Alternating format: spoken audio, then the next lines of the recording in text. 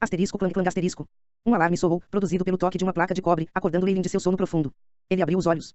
Uma luz do sol brilhou pela janela, pousando nos sapatos de Leilin. Já é de manhã. Leilin levantou-se apressadamente e foi para fora. Bom dia. Bom dia. Leilin. Beirute tinha 2 círculos escuros ao redor dos olhos e continuava bocejando. As condições aqui são as piores. Na verdade, existem pulgas e fungos no meu cobertor, meu Deus. Eu não posso ficar aqui por mais um momento. Vozes de reclamação soavam de tempos em tempos. Esses acólitos eram todos do nobre nascimento e suas acomodações diárias não tinham faltado, então naturalmente eles estavam sofrendo agora. Hoje, todo mundo estava com falta de sono e tinha círculos escuros ao redor dos olhos. Embora Leilin não pudesse dormir no começo, ele conseguiu dormir mais tarde na noite. Nesse momento seu vigor era maior que os outros, e ele ainda tinha uma inclinação para andar por aí. O acampamento inteiro parecia estar cheio de atividade. Havia muitos que estavam derrubando as tendas e os pisos estavam cheios de lixo.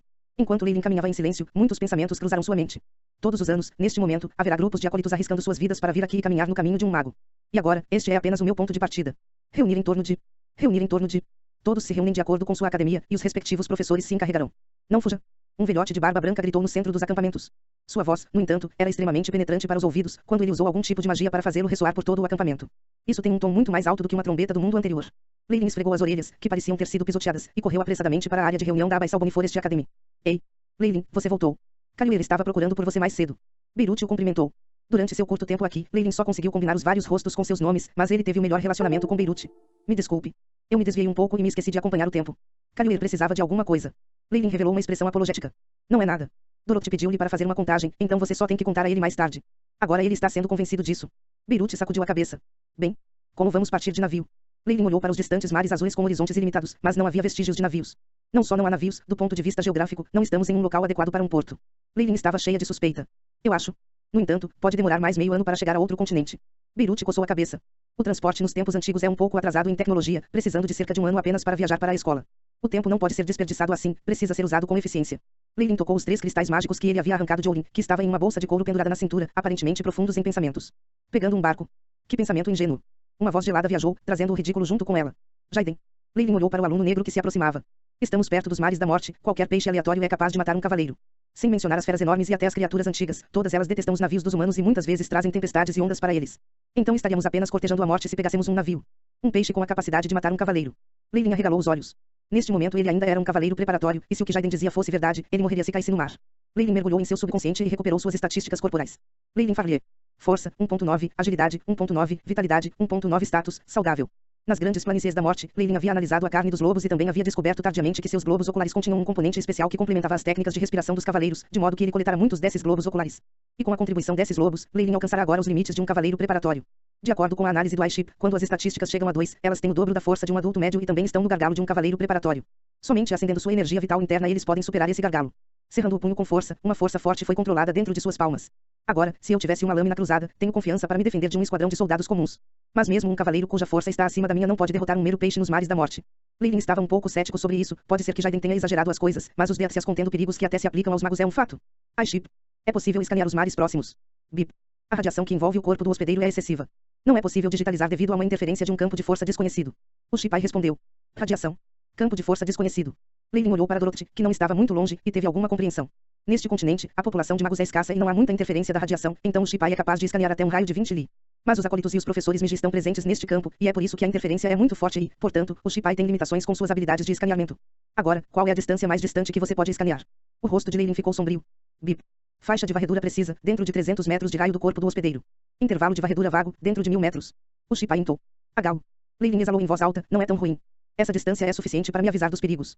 No entanto, depois de chegar ao outro continente e à academia, esse intervalo de verificação provavelmente encurtará mais uma vez. Para aumentar o alcance da varredura, por favor, eleve o nível do iShip. Uma mensagem foi enviada do Shipai. Eu ainda posso subir de nível iShip. Leilin estava em êxtase. Aumentar nível. Bip. A energia necessária está faltando, por favor, reponha. A voz robótica soou, e trouxe Leilin do céu para o inferno. Droga. O Shipai já desapareceu do meu corpo original, então como posso recuperá-lo para reabastecer a energia?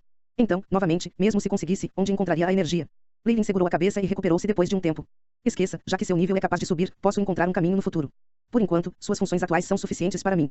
O que Jaiden disse para vocês mais cedo. Uma voz soou e trouxe o distraído Leilin de volta à realidade. Quando Leilin se recuperou, descobriu que Jaiden havia partido sem que ele soubesse, e Calliope estava agora ao lado dele. Ele acabou de falar sobre sair. Eu acho que ele estava entediado, afinal, não falar com ninguém o dia todo é bastante sufocante. Beirute supus. Sim, é verdade. Calliope acenou com a cabeça e depois olhou para Leilin. Estamos prestes a partir, não vamos a lugar nenhum agora. Se você fosse embarcar no navio errado, seria bastante problemático. Navio? Leilin olhou para a superfície do mar e ainda não viu sinais de um navio. Haha. Calliope riu alto, quem disse que tinha que vir da água? Veja. Seguindo a direção que Cajueiro apontou, Leilin e Beirut levantaram a cabeça e ficaram boquiabertos. No horizonte, 3 enormes navios brancos flutuavam lentamente em direção a eles. Quando o navio se aproximou, uma enorme sombra cobriu todo o acampamento, e parecia que a escuridão havia descido sobre a terra. Oh! Olhe! Meu Deus! Que lindo!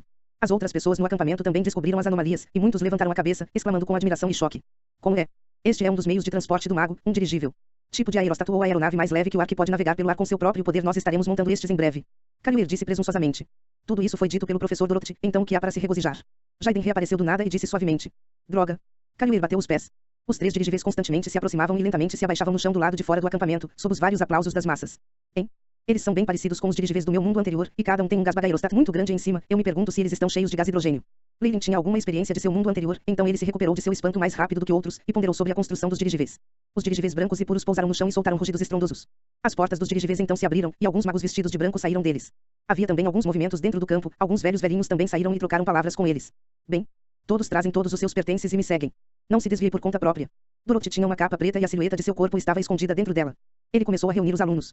Os acólitos da Abyssal Bonnie Forest Academy, todos embaralharam e correram de volta para suas pequenas cabanas de madeira para buscar seus pertences. Leilin trouxe muito poucas coisas com ele.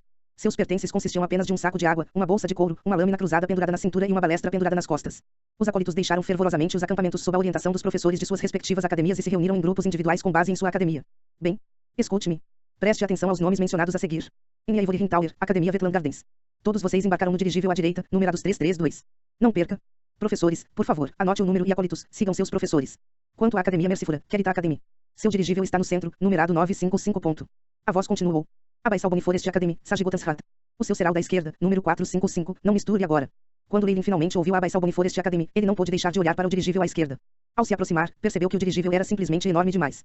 A bolsa de gás do aerostátua no topo parecia uma gigantesca bola de rugby, lançando sua sombra no chão. Acólitos da Abyssal Bonnie Forest Academy, sigam-me. Chamas verdes cintilavam nas órbitas dos olhos de Dorothy, e atrás dele havia 2 figuras, que pareciam ser seus servos ou subordinados. Leilin andou no centro do grupo e olhou ao redor. Sob sua observação aguçada, ele notou alguns rostos familiares de sua equipe de viagem. Eles também o notaram e sorriram para ele em resposta, também falando com alguns colegas ao lado deles. Todos eles tinham emoção escrito em seus rostos. Na extrema direita, George acenou vigorosamente quando chegou a vez de abordar o dirigível e entrou no dirigível. A partir de hoje, os acólitos seguirão caminhos separados. Uma sugestão de tristeza surgiu no coração de Leilin, mas foi reprimida muito rapidamente.